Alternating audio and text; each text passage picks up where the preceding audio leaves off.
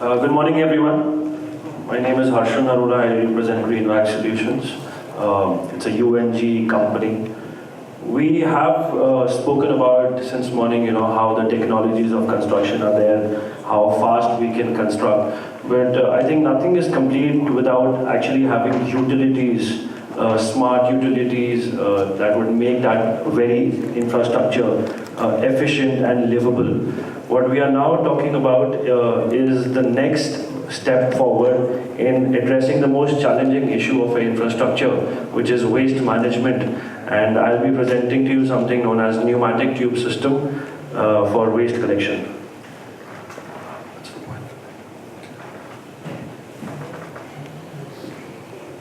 So a lot has been talked. We are talking a lot about smart cities, green cities, how the utilities are, but we are not focusing upon what are the integral parts of the smart city, be it the environment, the economy, the living, the mobility, or the people itself.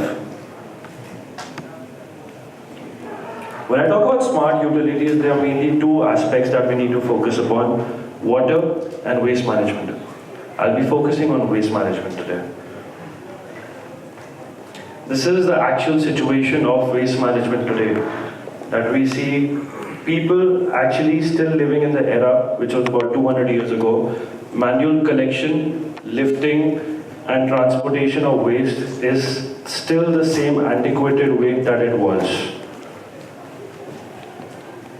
When I talk about the infrastructure facility, a particular building, we're talking about two different ways of collection which are there, which is the manual collection and the gravity chutes. I'm sure both these technologies are very well aware about how the disadvantages would work, which is the visible waste, the biggest issue which comes in a facility like this, human contact, odor.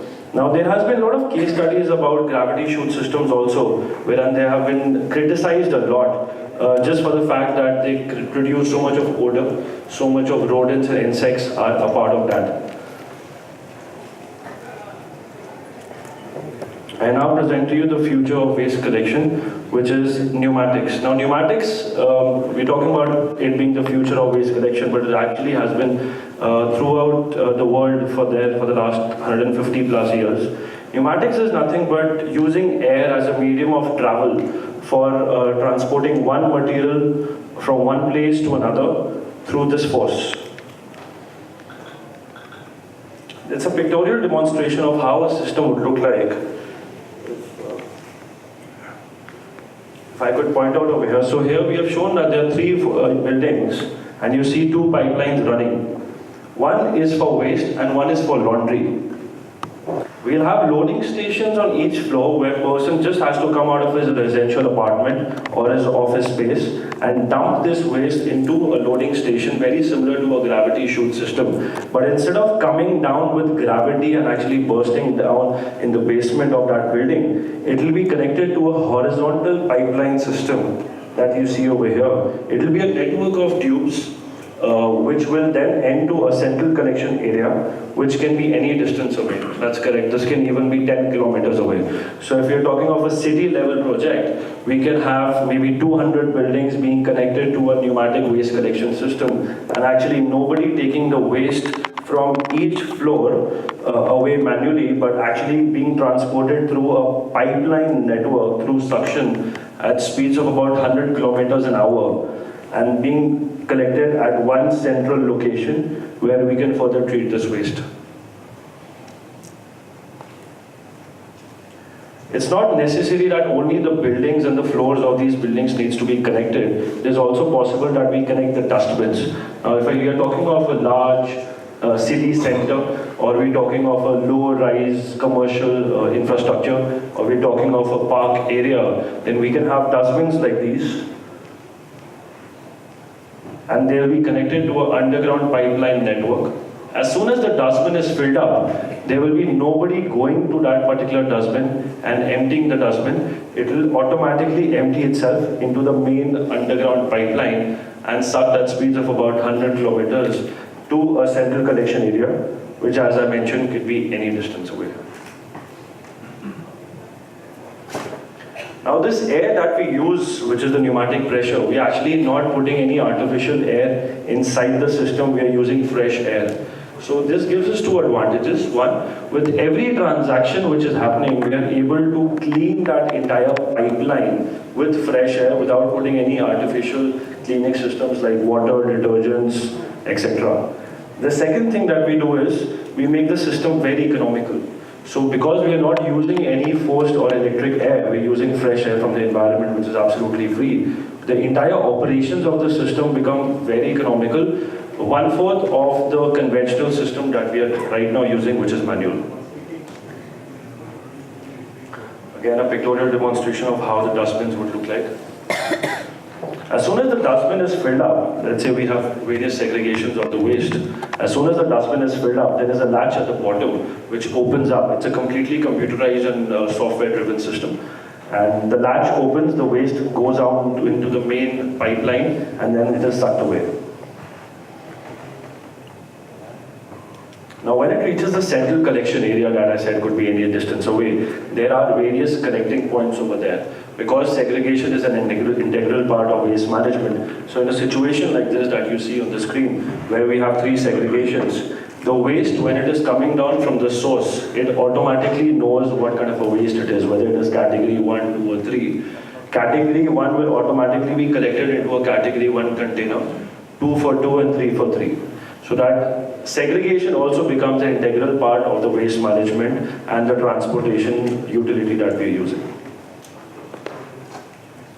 Now, it is not necessary that this pipeline has to be only buried, but this horizontal pipeline that we're talking about, it can be suspended on the ceiling of a basement if the infrastructure has complete basement, very similar to a ducting of air conditioning, or it can be buried in a trench, or there are, it can be buried in the ground. There are a lot of tunnels these days which are being constructed in large developments, so it could be a part of the tunnel.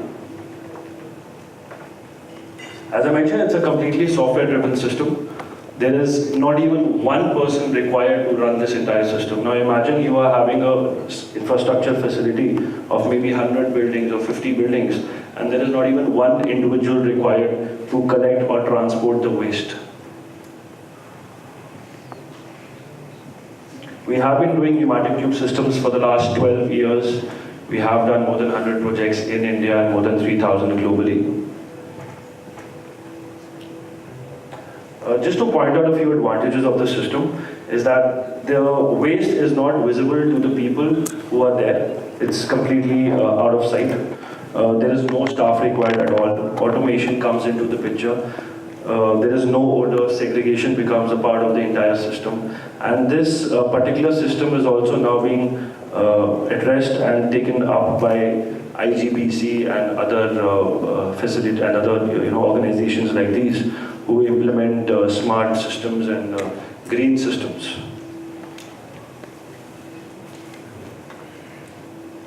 Various applications of pneumatic tube system, not just for waste, but also for things like linen. So in a hotel or a service apartment, we could have the same system for laundry. In a large commercial space, we can have this for cash. We have a lot of departmental stores where this pneumatic tube is used for cash transportation. We have a lot of places where hospitals are using this for transportation of samples, medicines, and documents, etc. Just a small case study I would like to go. We are doing a project in California, San Francisco, in which we are connecting 11 towers and about 1,600 dustbins in the park area, in the open area, where right now the manual collection is being taken.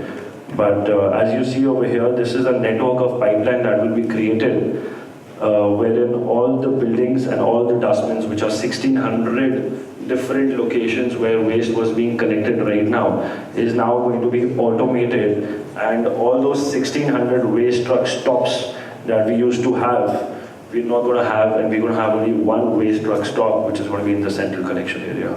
So that's going to save a lot of manpower. That's going to save a lot of environmental impact that could have happened.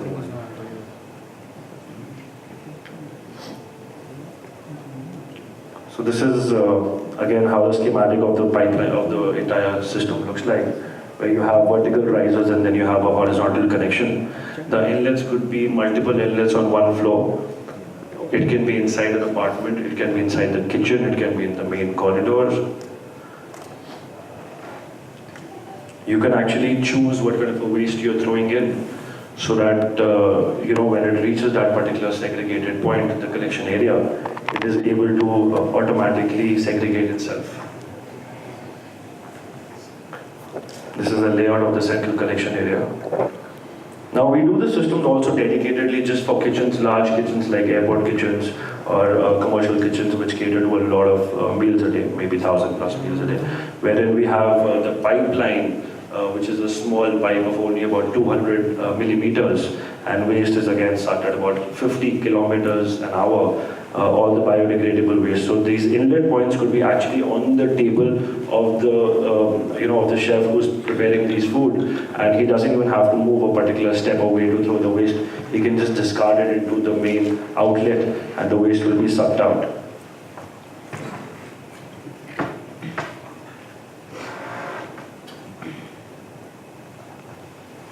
A few success stories that I would like to share. So this is a project we did in the year 2000, so that's almost 19 years ago, which has about 4,000 apartments.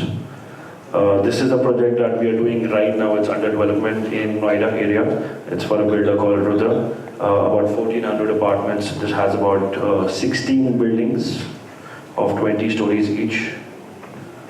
This is a system that we implemented in 1982, and it was expanded in 1994. This is in USA. This is again a system that we did in Chicago.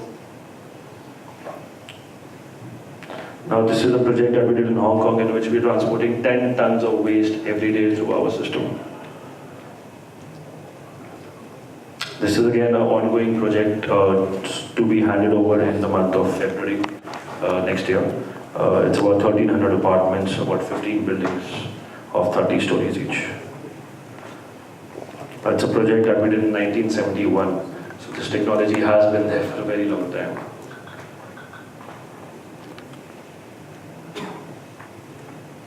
So as I mentioned, we have done over 100 projects in India and more than 3,000 globally. Thank you.